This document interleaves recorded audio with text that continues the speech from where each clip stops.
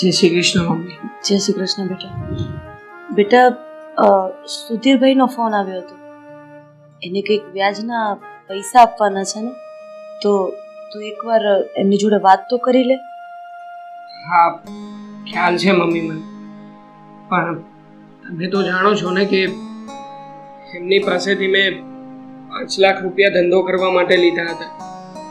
હવે એ સમયે મંદી આવી અને આ રૂપિયા આપણા ધોવાઈ ગયા. હવે રૂપિયા પાછા આપવા માટે એ લોકો દબાણ કરી રહ્યા છે અને હું એમના ફોન નથી ઉચકી રહી. બેટા, હવે એમનો સમય આપણાથી ચૂકાઈ ગયો છે, તો એ રૂપિયા માટે દબાણ તો કરવાના જ છે ને. અને આપણામાં કહેવત છે, લેનાર ધણી લાડકો હોય, કે એના સમયે રૂપિયા ન આપો તો પછી એ દબાણ કરે અને ન બોલવાના કવેણાય બોલે. તું એક કામ કરજે ને બેટા, આજે ઓફિસે જાય છે તો સુધીરભાઈને મળી લેજે એકવાર. હા આકાશ, આપણે પૈસા લીધા છે તો આપણી જવાબદારીમાં આવે કે આપણે એમની સાથે વાત કરી લઈએ. પૈસા થયા હોય કે ના થયા હોય, એટલીસ્ટ એકવાર વાત કરી લઈએ તો એમને પણ શાંતિ થાય. એ પણ મારે એમને જવાબ શું આપવો? તરત જ એ કહેશે કે લાવ મને મારા રૂપિયા આપી દે. જો મારી વાત સાંભળ આકાશ, તું ફોન નહીં ઉપાડે ને તો એ તને ખોટો સમજશે, ખરાબ સમજશે. અરે એને એમ થશે કે આકાશને મારા રૂપિયા પાછા નથી આપવા. સારો જવાબ એ જ છે કે તું એમને સામેથી મળી લે, સામેથી ફોન કરી લે અને વાત કરી લે. ને રૂપિયા જ નથી તો હું એને કેવી રીતે આપવાનું?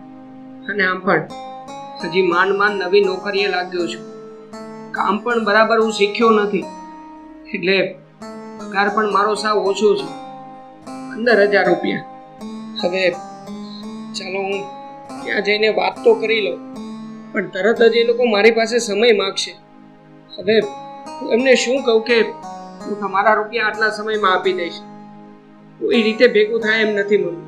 પણ આકાશ, વાતને આવી રીતે ઉજળું કરવાથી સારું છે કે એકવાર ક્લિયર વાત કરી લઈએ ને. હોઈ શકે કે તમારા પૈસાની રાહમાં હોય કે એમને બીજા કોઈને આપવાના હોય, એ પણ કે કટવાના હોઈ શકે ને.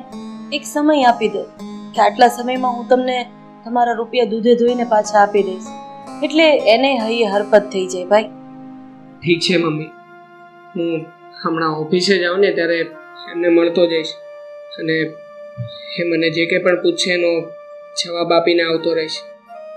ઠીક છે, સાચવીને જજો. હા મમ્મી. ચાલો મમ્મી, તો હું અત્યારે નીકળું છું ઓફિસે.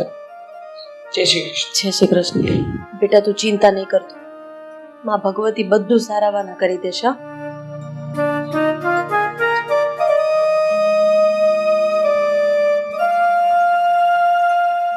મમ્મી, એક વાત પૂછું તમને? હા પૂછ ને બેટા. મારા લગ્નને તો હજુ વર્ષ જ થયું છે. હું આવી આ ઘરમાં એની પહેલા પૈસા લીધા હતા ને? હા બેટા, તું આ ઘરમાં લગ્ન કરીને આવી એ પહેલા મારા દીકરા આકાશે સુધીરભાઈ પાસેથી 5 લાખ રૂપિયા લીધા હતા, અને એ પણ ધંધો કરવા માટે. એણે એક એવા વ્યક્તિ ઉપર ભરોસો કર્યો કે જે ભરોસાને લાયક જ નથી, અને મારા દીકરાને એ સમયે ધંધામાં ખોટ ગઈ. પછી પૈસા તો ધીમે ધીમે કરીને અમે પાછા આપી દે, ત્યાં તાત્કાલિક તમારા લગ્ન લેવાના થયા.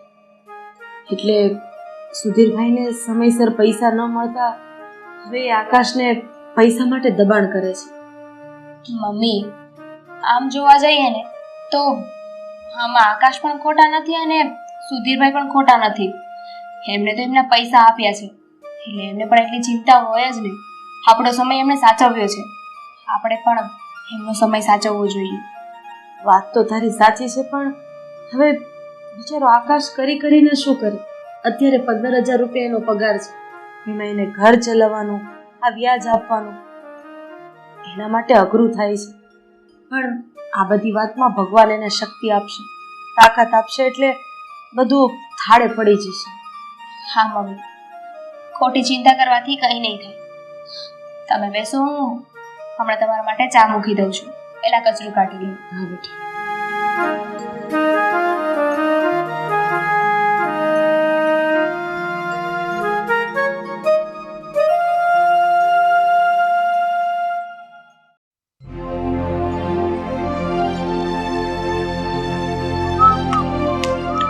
રાહુલ, આ પ્રફુલ્લ જાદવભાઈ કોણ છે? એ 8 લાખ રૂપિયા લઈ ગયો છે, એનું 2 મહિનાથી વ્યાજ નથી આવ્યું. જરાક તપાસ કર અને ટાઈમ ટુ ટાઈમ વ્યાજ આવે ને એવો ફોર્સ કરે એની પર. રાહુલ, હું તને કહું છું, તું મોબાઈલમાં શું પડ્યો છે? એને તું ફોન કર અને 2 મહિનાનો વ્યાજ માંગ. આમ નામ જો રહે ને તો આપણા રોટલા અભડાઈ જાય. અરે પપ્પા, તમે ચિંતા શું કામ કરો છો? કારણ કે હું કોઈ પણ વ્યક્તિને પૈસા આપું છું ને તો પુરાવા વગર નથી આપતો. એ પ્રફુલ્લની ગાડી આપણે ત્યાં જમા જ છે. કારણ કે જ્યારે પૈસા લેવા આવ્યો હતો ને ત્યારે જ મેં કીધું હતું કે તારી પાસે કોઈ પ્રોપર્ટી કે કોઈ વસ્તુ હોય ને તો આપ, નહીંતર પૈસા નહીં આપું. તો એણે મને કહ્યું કે મારી પાસે ગાડી છે, એટલે આપણે જમામાં ગાડી રાખી હતી. એટલે તમે ચિંતા ના કરો પપ્પા. ભલે ને 2 મહિના બાઉન્સ ગયા છે ને, 1 જ મહિનો હજુ જોઈએ. જો વ્યાજ ના આવે તો એની ગાડી પડી જ છે ને આપણી પાસે, અને એ ગાડી પૂરા 10 લાખની છે, વેચી નાખીશું. એ કામ તે સારું કર્યું બેટા. પણ એ તો બધું ઠીક છે, આ પેલો રાધાબેનનો છોકરો આકાશ આપણી પાસેથી રૂપિયા લઈ ગયો, ક્યારે આવશે? આવી ગયો. જી નમસ્તે અંકલ. નમસ્તે, બેસ. નમસ્તે. હજુ તારી જ વાત કરું છું ત્યાં તું આવી ગયો. બોલ, શું કહેવાનું છે? મેં મારા મમ્મીને કાલે ફોન કર્યો હતો કે હું તમને આવીને મળી જાઉં. હા તો એટલા માટે જ આવ્યો છું. હા, તે આવ્યો છો તો સારું કર્યું, પણ ફોન મેં એટલા માટે કર્યો હતો કે મારે તારી પાસે 5 લાખ રૂપિયા લેવાના છે, અને આજે 1 વર્ષ થઈ ગયું છે. નથી તું મને મળવા આવતો કે નથી વ્યાજ આપવા આવતો, એટલે તારે કરવાનું છે શું? ઈ કે. જુઓ કાકા, મેં તમારી પાસેથી રૂપિયા એટલા માટે લીધા હતા કે હું એક ધંધો શરૂ કરવા માંગતો હતો. નાનકડું એવું મારું સ્ટાર્ટઅપ બનવાનું જ હતું, પણ આ મંદી આવી ગઈ અને મેં જે રૂપિયા રોક્યા હતા એ રૂપિયા પૂરા થઈ ગયા. મારી પાસે અત્યારે આવકનું કોઈ સાધન નથી. હું નાની અમથી નોકરી કરી રહ્યો છું, પણ હું તમને ખાતરી આપું છું કે મારા બધા જ રૂપિયા હું તમને ચૂકવી દઈશ. જો ભાઈ, તું એમ કહો છો કે હમણાં મંદી આવી ગઈ, તો આ તેજી મંદી આવું બધું તો આવતું જ રહેવાનું છે.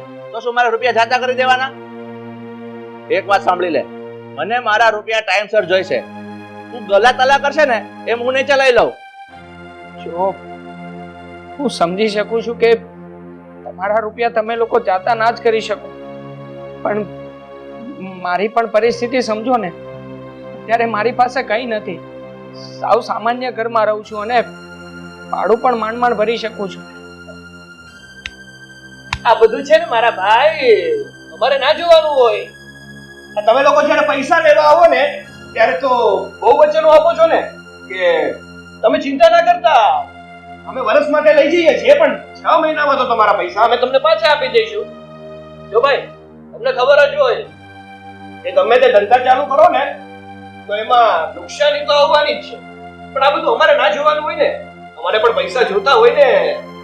ભલે વ્યાજનો ધંધો કરીએ છીએ, પણ ચોખ્ખો ધંધો કરીએ છીએ.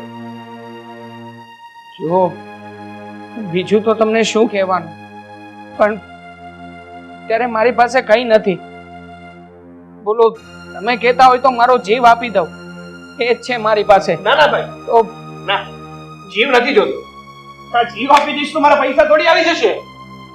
પૈસા જોઈએ મારે, એની માટે તારે જે કરવું પડે ને એ કરજે. અને જો તારી માટે એક ઓફર છે, જો તારી પાસે પૈસા ના હોય ને તો આપણી જાણમાં એક ડોક્ટર તો છે જ. જો તારાથી પૈસાનું એડજસ્ટ ના થાય ને તો તૈયાર થઈ જશે. તારી કિડની કાઢી લઈશું આપણે, એટલે તું પણ છૂટો અને અમે પણ છૂટા. એ હવે કડક ઉઘરાણી ના કરો ને, મારી પરિસ્થિતિ સમજવાની કોશિશ કરો. મારી પાસે નથી રૂપિયા, એટલા માટે તો હું તમને આવીને વિનંતી કરી રહ્યો છું. નકર તો જો મારે પણ બીજાની જેમ કરવું હોત તો ભાગી ન ગયો હોત, પણ નહીં, હું એવો માણસ નથી. હું ઈમાનદારીથી તમારા રૂપિયા પાછા આપી દઈશ. તો બસ રાહુલ, છોડી દે. થોડોક ટાઢો પડ. આ છોકરો ભલો માણસ લાગે છે મને. તું થોડીક શાંતિ રાખ. જો ભાઈ, તું કહેતો હોય ને તો તારા બોલ ઉપર રૂપિયા થોભી જા, પણ મને તો વાયદો આપ, તું મને ક્યારે રૂપિયા આપીશ? જો હું તમને એટલું જ કહી શકું છું કે મને થોડો સમય આપો. થોડા સમયમાં હું ગમે તેમ કરીને તમારા રૂપિયા પાછા આપી દઈશ. ઠીક છે, તને હું થોડોક સમય આપું, પણ યાદ રાખજે થોડા સમયમાં એટલે કે તારાથી જેટલી સગવડ થાય ને એટલી વહેલી તકે મને આપી જજે. પછી મને નહીં કહેતો. ભલે શેઠ ભલે, તમે મને થોડો ઘણો સમય આપ્યો છે ને, આમાં તમારા રૂપિયાની વ્યવસ્થા હું કરી દઈશ. ચાલો ત્યારે હું રજા લઉં. ઠીક છે, પણ જેમ બને એમ વહેલા. હા.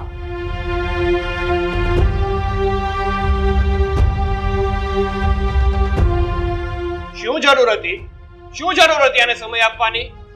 આવા લોકોને છે ને બહુ માથે ના ચડાવવાના હોય. આ લોકો પાસે દાદાગીરી કરીને છે ને ઉઘરાણી પતાવવાની હોય.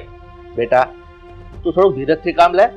તને ખબર છે આપણે જેની પાસે રૂપિયા લેવાના હોય ને એની પાસે ઠંડા દિમાગથી કામ લેવાય તો રૂપિયા જલ્દી પતે. આવી રીતે ગરમ થવાથી રૂપિયા પતતા નથી, ઉલટાના રૂપિયા ડૂબે છે.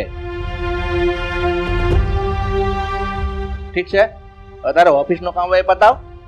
ત્યાં પણ બધો હિસાબ છે, એ વિશે કરતા બધો જોઈ લેજે.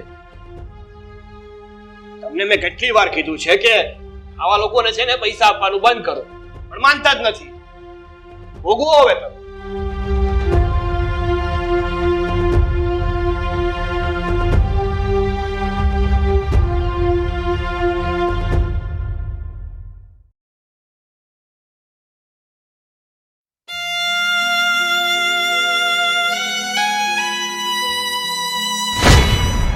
એક વાત સાંભળી લે, મને મારા રૂપિયા ટાઈમસર જોઈશે.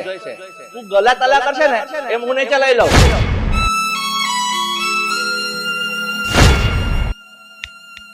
આ બધું છે મારા ભાઈ, મારે ના જોવાનું હોય. તમે લોકો જ્યારે પૈસા લેવા આવો ને ત્યારે તો બહુ વચનો આપો છો ને કે તમે ચિંતા ના કરતા, અમે વર્ષ માટે લઈ જઈએ છીએ, પણ 6 મહિનામાં તો તમારા પૈસા અમે તમને પાછા આપી દઈશું. અને જો તારી માટે ઓફર છે, જો તારી પાસે પૈસા ના હોય ને તો આપણી જાણમાં એક ડોક્ટર તો છે જ. તો તારાથી પૈસાનું એડજસ્ટ ના થાય ને તો તૈયાર થઈ જશે. તારી કિડની કાઢી લઈશું આપણે, એટલે તું પણ છૂટો અને અમે પણ છૂટા. થોડા સમયમાં એટલે કે તારાથી જેટલી સગવડ થાય ને એટલી વહેલી તકે મને આપી જજે. પછી મને નહીં કહેતો. હવે હું શું કરીશ? આ લોકો મારી પાસે કડક ઉઘરાણી કરી રહ્યા છે, મને ધમકી આપે છે. ક્યાંથી લાવીશું આટલા બધા રૂપિયા? મને તો એમ હતું કે મારો ધંધો શરૂ થતાની સાથે બહુ સારો ચાલશે. બધા જ રૂપિયા ધીમે ધીમે કરીને આ લોકોને ચૂકવી દઈશ. પણ હવે મારી પાસે કોઈ રસ્તો નથી. સામાન્ય એવી નાનકડી નોકરી કરી રહ્યો છું. સાવ ટૂંકો પગાર છે મારો. ઘરમાં કંઈ પણ બચત નથી થતી, તો પછી રૂપિયા કેવી રીતે ચૂકવી શકીશ?